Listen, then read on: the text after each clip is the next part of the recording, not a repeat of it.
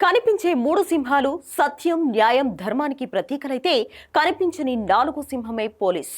అలాంటి పోలీసులు ఇప్పుడు కనిపించాలన్నా ఆలోచిస్తున్నారు. ఏపీలో మరీ దారుణంగా తయారయ్యాయి వాళ్ల జీవితాలు. అప్పుడు అలా అన్నారు, ఇప్పుడు ఇలా అంటున్నారు. ఎటు పోయి నింద మోయాల్సింది, విచారణలు చేయించుకోవాల్సింది ఏపీ పోలీసుల వంతే అయింది పాపం. ప్రభుత్వం చేతిలో కీలుబొమ్మలు అని పోలింగ్ వరకు అన్నారు. ప్రతిపక్షాల వంత పాడుతున్నారని పోలింగ్ తర్వాత అంటున్నారు.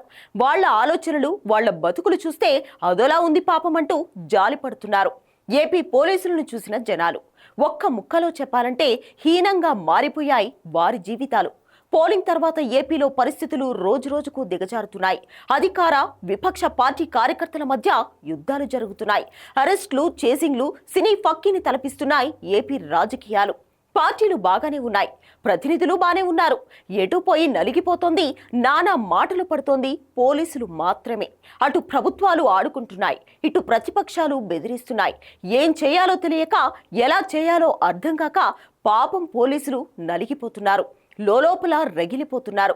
కుటుంబాలకు దూరంగా ఉండి విధులు చేసి ఏ పార్టీ నాయకుడో, కార్యకర్త చేసిన రచ్చకు బాధ్యులుగా మారుతూ బాధ్యత మోస్తూ అవమానాలు భరిస్తున్నారు ఏపీ పోలీసులు.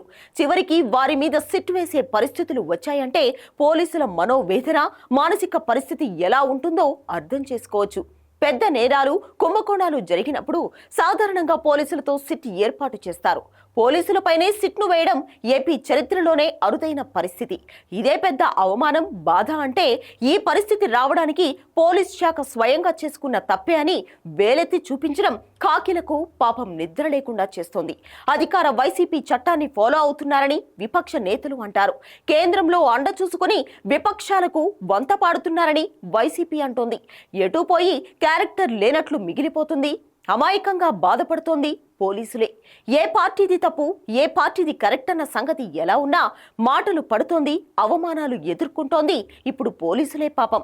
ఎన్నికలకు నెలల ముందు నుంచి కుటుంబాన్ని వదిలి డ్యూటీలు చేసిన పోలీసులపై విచారణకు ఆదేశాలు జారీ చేయడం అంటే దానికి మించిన అవమానం ఉండదు పాపం అనే చర్చ జరుగుతోంది. పల్నాడు, తిరుపతి, అనంతపురం ఎస్పీలు, కొందరు పోలీస్ అధికారులు, పల్నాడు కలెక్టర్పై సిఈసి వేటు వేసింది. వీరిలో కొందరిని బదిలీపై పంపితే మరికొందరిని ఏకంగా సస్పెండ్ చేసింది. ఫెయిల్ అయ్యారా?